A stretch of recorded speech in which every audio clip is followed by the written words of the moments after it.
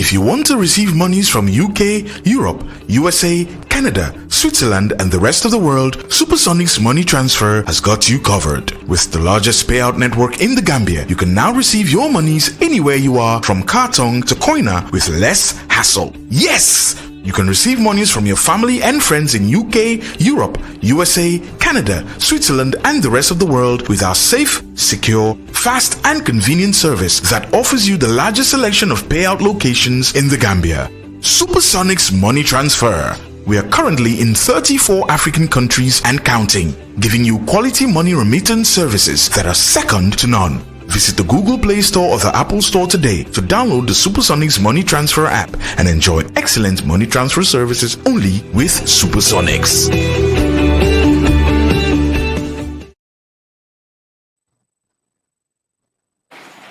To attend a meeting, a session of the OACPS, Africa, Caribbean, and Pacific Parliamentary Assembly, and the European Parliament combining together to establish the joint Parliamentary Assembly of the OACPS EU. Why did I attend in the first place? When many journalists came to the National Assembly on the last day of our first ordinary session to witness what they called my last day in the National Assembly. So it is important for all of us to understand the fundamentals of our political system. The Constitution does not want to leave a vacuum prior to elections.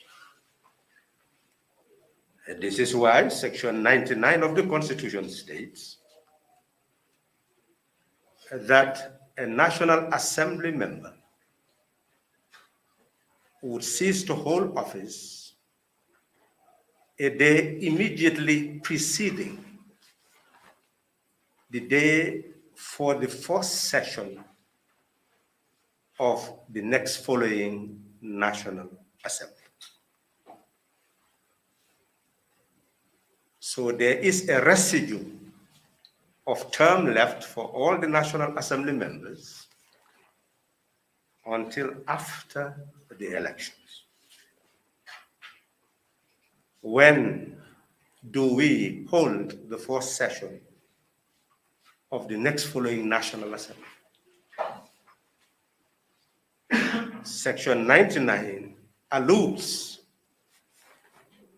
that the next following National Assembly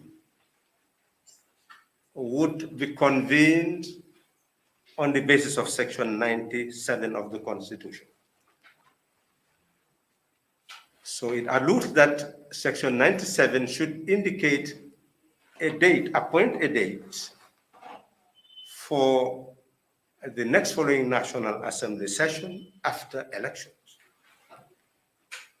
But if you look at Section 97, it is simply saying that the president will have the mandate to indicate the place when the next following National Assembly will hold its session after an election. It does not talk about an appointed date. It talks about a place. But one can deduce that where you indicate a place, then you are also implying a date. But we must recognize the need for amendment of the Constitution to make it explicit that the president would have the authority to appoint the date for the first sitting of the National Assembly after the elections. Then why is that the case? It's because the way the Constitution is carved. Section 103 of the Constitution provides for the election of Speaker and Deputy Speaker. Many people believe that it is the President who actually appoints Speaker and Deputy Speaker. Section 93 provides for the election of Speaker and Deputy Speaker. But the Deputy Speaker and Speaker are appointed from among the nominated members of the National Assembly. It is the President who is given the authority to appoint 5 nominated members. And from the 5, 2 will be appointed, 2 will be elected by the National Assembly members as Speaker and Deputy Speaker. So it means that under the Constitution at this moment, the President should have the Attorney General giving advice, and the Attorney General should really have a desk officer at the Attorney General's chambers preparing for the first session of the National Assembly, unless the President nominates the 5 members. It means that you cannot have Speaker, Deputy Speaker. So therefore, at this date, whether after the elections or before, there should be a program by the President preparing for the nomination of the 5 members, and must also think critically who these 5 members would be, because among them must be people competent to be able to preside over the affairs of the National Assembly as Speaker and Deputy Speaker.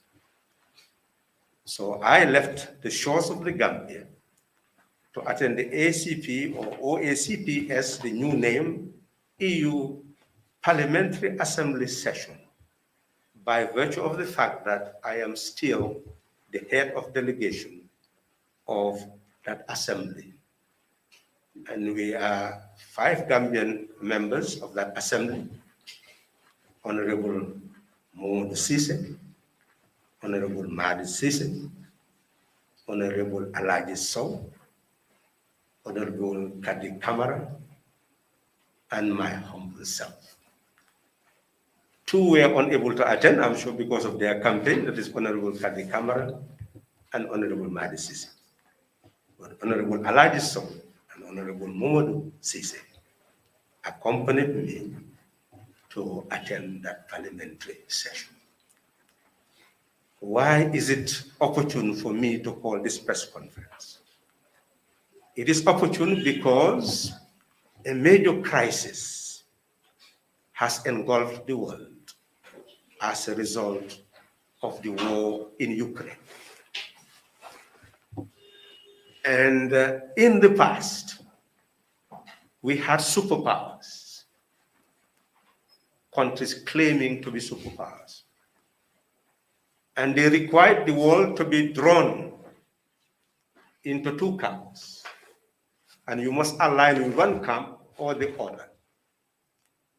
Otherwise, you will not be able to engage in any form of meaningful international cooperation. And the crisis in Ukraine seems to be interpreted by some world leaders or leaders in the world as a crisis that has redrawn the world into 2 camps. You are either on the side of Russia or on the side of those who support Ukraine. And many African governments would have been or may still be penalized for taking one stand or the other. I'm calling this press conference to indicate that at that assembly, I did map out the line that our government should take and the world should take, which we should share with the people of the world. I have emphasized to them that there are two fundamentals in our world that must be recognized by all states and people. One, the right of self-determination and independence leading to the establishment of sovereign states and republics. Number two, the right to self-determination and independence leading to the establishment of the sovereignty of peoples. That nations have a right to sovereignty. People have a right to sovereignty. And those people and nations must be respected if we are to have peace in the world. I emphasize to them that in the world that now exists, we do not recognize superpowers, that there are no superpowers in the world. That America went to Afghanistan, but has left Afghanistan in the hands of the Taliban today, whom they have fought many years. And many lives were lost. Many people lost property, and billions were spent. Then where is the superpower manifested in that conflict? I emphasize to them that today Syria has Assad, but there is absolutely no process of development taking place in Syria.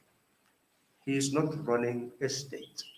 He is like a person requiring protection and is now using the people as a human shield, but not a leader mapping out development for a people. So where is the superpower that supports it from Russia? So it is very clear that conflicts in the world have manifested a new trend that all of us must understand. That you can have war, but you cannot dominate anyone. That eliminates the rationale of war. At the Parliamentary Assembly, I emphasize to them that war is to impose your will on your opponent. If you cannot impose your will on your opponent, then you cannot have victory in a war. And the reason why we have the First World War, Second World War, is that once you defeat your opponent, you can take the colonies of the opponent. And therefore, you can reap huge benefits to ensure your economic recovery. But that does not exist anymore. So therefore, any war that you wage, you lose and make no gain, both for the vanquished and the victor. So in that regard, war has become irrational, even though irrational people will continue to combat it, but they will not attain their objective. So my conclusion, therefore, to them is this, that the war in Ukraine is a war that should stop, and every effort should be made to stop it. Because as it stands, Russia cannot impose her will on Europe and Ukraine and NATO cannot impose their will on Russia. Therefore, if there was distrust and fear, which made Russia to do what it is doing, then that fear has now become irrational, because after almost how many weeks, NATO has not actually intervened militarily in the war.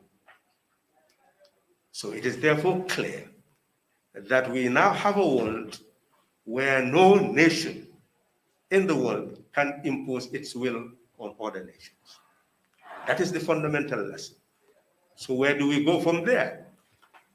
I emphasize to them that where you cannot impose your will on another state on the basis of war, then there is a stalemate. And where you have a stalemate, then you must move towards political settlement and diplomatic negotiation. That war is politics by other means, to be able to impose your will. If you cannot achieve that, then you must move towards a solution. And how do you arrive at a solution? You must engage in diplomatic action. And what should guide diplomatic action? You must have a political program. Ukraine must indicate exactly what it wants from Russia. And Russia must indicate exactly what it wants from Ukraine. Then those who are to engage in diplomatic negotiation will look at the terms. And as long as they move towards the terms that will protect the sovereignty of nations and the sovereignty of the people, then they will move towards a durable solution of the problem. So therefore, it has become clear for our governments to ensure that what we left in the European continent at the Joint Parliamentary Assembly is actually realized all over the continent. The AU must take a stand, emphasize to the European partners that we are no longer spheres of influence of any nations on earth. We own ourselves. We must be guided by conscience and international peace and security, the interests of the people of the world. As long as we adhere to that, we must raise our voices against any action that threatens human life and property. All of us must continue to ask Russia to be rational in its engagement with Ukraine, and Ukraine to be very independent in its judgment, so that together they will ease the tension among them, move towards political settlement, the type of political settlement that will lead to the respect of the sovereignty of nations and respect of the sovereignty of people. That is what I wanted to share with the Gambian community, the international community, that had been achieved at that conference. Before I left, I made a very clear pronouncement on the elections in the Gambia. I have said that I have not declared that I will not be engaged in representative politics because of a lack of competence, because of infirmity, because of age. I did so because I submitted myself to the Gambian people to be their watchdog in the parliament many times. And I have been there. I've even been the opposition leader in that parliament. So I have done everything that I need to do in that parliament. I offered myself to move from being a watchdog to actually be responsible for guiding policy making, policy execution. And the Gambian people have decided not to give me that responsibility. So I cannot move again from the position of being a person who wants to preside over the affairs of the nation back to be a watchdog. It is irrational. I do not see that that's my destiny.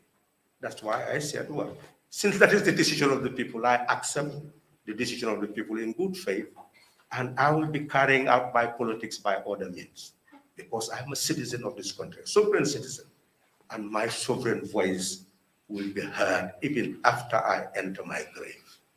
It will continue to ring in the ears of people, in the minds of people, because what I wish for is for poverty to be eradicated from our land, not only our land, but from Africa and the world at large. And there is no human being who wants any form of poverty and tyranny on the face of the earth. That's what I stand for. That's what I will always stand for.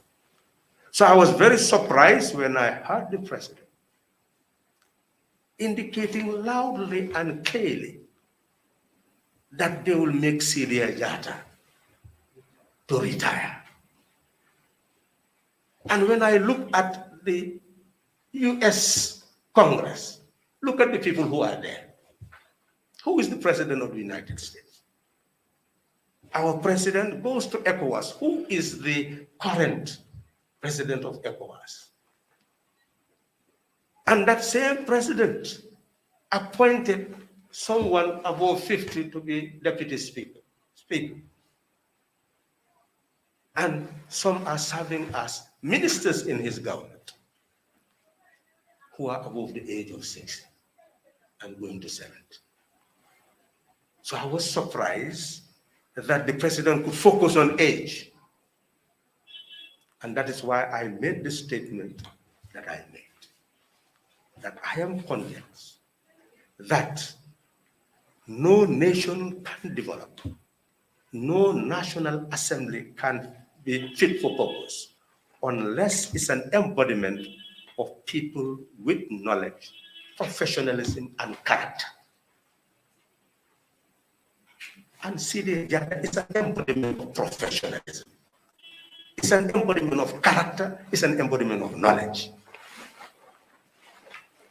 So how could a president say he does not want that person in the parliament? And that's why I emphasize that any leader who does not want to work with a person who is an embodiment of knowledge, professional character, is not serious. Is not interested in development. So that is meant for him to change his template and know that this coming 5 years is not going to be ordinary 5 years. He's going to deal with people with knowledge, with professionalism, with character, serving as virgin over the development of this country. The National Assembly is just a representative institution, but it's not the authoritative institution when it comes to public opinion. Public opinion can be shaped by any individual. So therefore, that should be recognized. We are out of the assembly, but we are not going to be silent. And all of you have witnessed that throughout my campaign as president, his integrity was always protected. His integrity was never questioned. We have never ever questioned the integrity of people who occupy positions of authority, because we know those positions are positions that should be respected. Those who are there should also be respected. We can then carry on our politics on the basis of our differences of our programs and our policies and our practices. That's the type of society I envisage that we will build, and that type of election that I envisage will conduct. It is therefore important for all of you to recognize why I said what I said.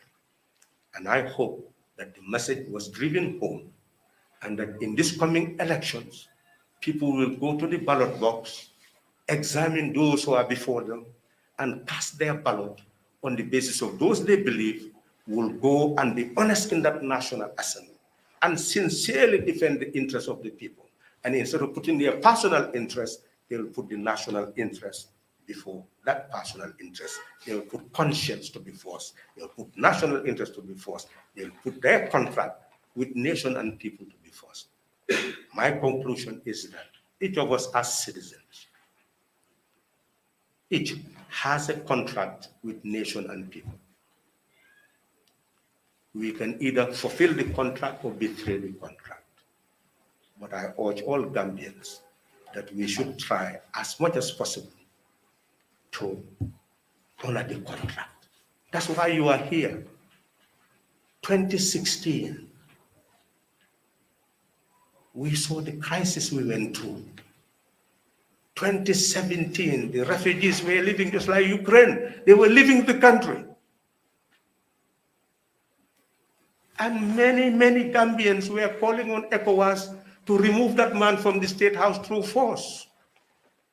They were in support of violence, to uproot the person who was there. Many foreign powers were in support of violence, to uproot him, and many others. I was among the very few with authority to oppose any form of violence. And that triumphed. That's why you have your peace today. And I hear people talking about going to courts and defending the democracy of this country. I'm the one who can beat his chest that I gave my life for you, for your nation. I could have died. Every day was a day when I should have gone. Ambassadors asked me, they want to remove me from this country. But if I left, what would have been the consequences? So therefore, the president and every Gambian should know that we are not beating our chest. We were just doing our duty. But we will not allow anybody in this country to belittle us or to undermine our integrity. That is not possible. And we will not allow it. If it means beating our chest to prevent that from happening. Thank you very much. Any question people may have, I'm ready to answer based on these two elements. But still, I do not really want to interfere with the current campaign of the candidates. But anything that will not undermine the